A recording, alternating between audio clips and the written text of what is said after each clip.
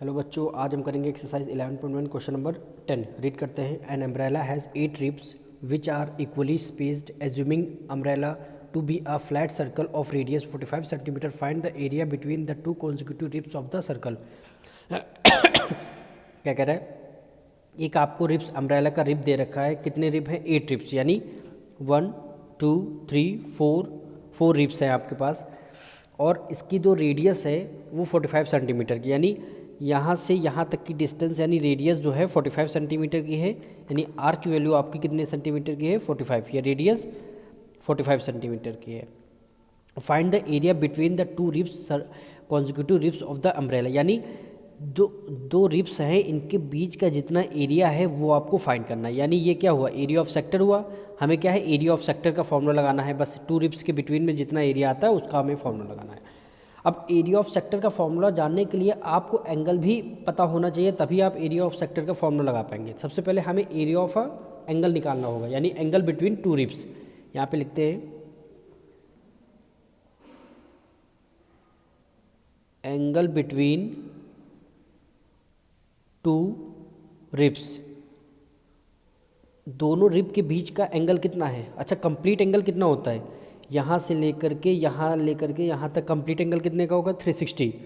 तो न्यूमरेटर में हम 360 रखेंगे और डिनोमिनेटर में हम क्या रखेंगे? कितने रिब्स हैं हमारे पास? 8।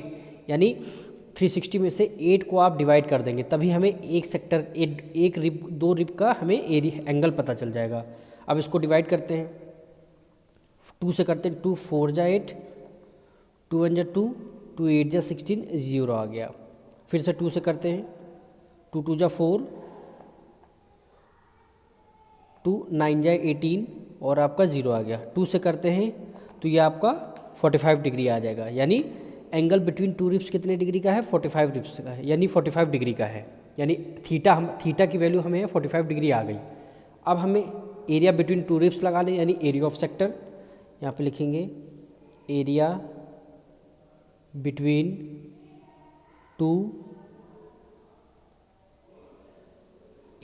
टू रिब्स, दोनों रिब्स का एरिया। अब ये क्या है? एरिया ऑफ सेक्टर ही है। एरिया ऑफ सेक्टर आपको फॉर्मूला लगाना है, यानी theta upon 360 pi r square. Theta की वैल्यू हमने अभी निकाली 45 डिग्री, यानी 45 अपॉन 360। पाई की वैल्यू कितनी हो गई? 22/7। और रेडियस आपका कितना है? आपको 45। रेडियस आपको 45 गिवन है। 2 टाइम्स 45 को आर स्क्वायर है। अब देखिए, अब हमें ये कैंसिल हो जाएगा हमारा। 45 1 जा 45, 45 8 जा 360 आ जाएगा। 2 1 जा 2, 2 1 जा 2 और 2 4 जा 8। ठीक है। अब 11 की मल्टीप्लाई 45 से करेंगे, 45 की मल्टीप्लाई 45 से करेंगे, यानी तीनों को आपस में मल्टीप्लाई करके जो आपका न्यूमरेटर में आंसर आएगा 22275 और डिनोमिनेटर में क्या रहेगा? वो 7 4 जा 28, यानी 28 सेंटीमीटर स्क्वायर। सेंटीमीटर क्यों आएगा? क्योंकि हमें 45 सेंटीमीटर रेडियस दे रखा है सेंटीमीटर में, इसीलिए एरिया भी हमारा सेंटीमीटर में आएगा। अब मिलते हैं नेक्स्ट वीडियो में।